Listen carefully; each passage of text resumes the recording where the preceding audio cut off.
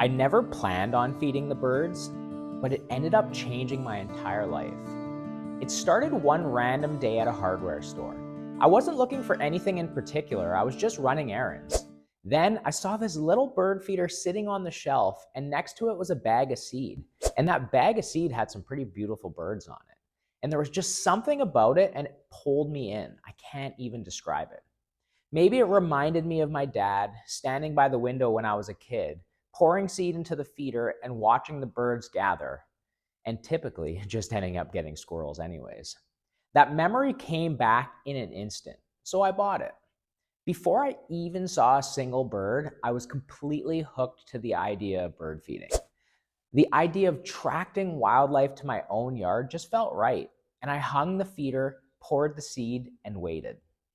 It actually didn't take very long for me. A house sparrow showed up first, and that moment changed everything. From then on, I was completely obsessed. I wanted to know who all the birds were. Some were tiny, some were bold, and for some reason, some were eating on the ground. Each one was different, but I couldn't stop watching.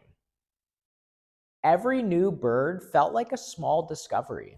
But the more I watched, the more I realized something wasn't working. There was seed everywhere. The feeders got dirty fast, and half the birds I wanted just weren't showing up.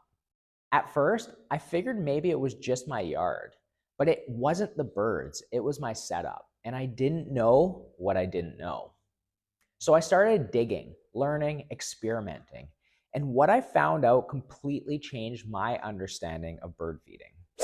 And looking back, here's what I wish I knew.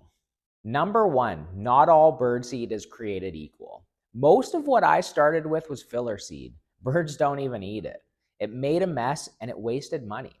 The first time I tried a clean, high quality blend, I could not believe the difference. Number two, the feeder itself does matter. It's not just a container, it's part of the ecosystem you're creating. A good feeder drains properly, cleans easily, and matches the birds you want to attract. If you want to attract little birds and you have a feeder that's attracting all of the big birds, your little birds aren't going to get a chance. And here's the most important lesson of them all. You don't have to figure this out alone.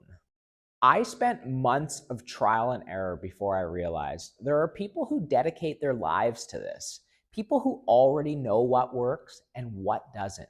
And while each individual yard may have some variance, there are people who are truly experts at this hobby.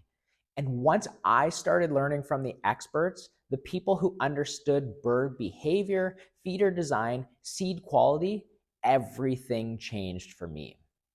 That guidance saved me from frustration and honestly made bird feeding so much more rewarding. I wasn't always thinking about the frustrations. I was just enjoying the birds that were coming.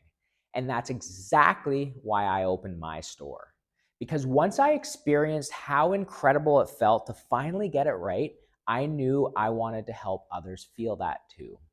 So if you're just starting out, my advice is super simple. Don't go at it alone. Find somebody who knows the birds, who understands your region, your yard, and your goals. That one conversation could change your whole experience. And in my experience, getting off on the right foot in this hobby is crucial. Because bird feeding isn't just about putting out food. It's about connection to nature, to stillness, and to the joy that comes from doing it right. I thought I was just buying a bird feeder that day, but what I really found was purpose. I've dedicated my life and my channel to helping you feed the birds better and get more joy like me from this hobby. I'm Curtis from Wild Birds Unlimited Kamloops, and this is what I wish I knew before I started bird feeding. Like the video and subscribe to the channel. We'll see you next time.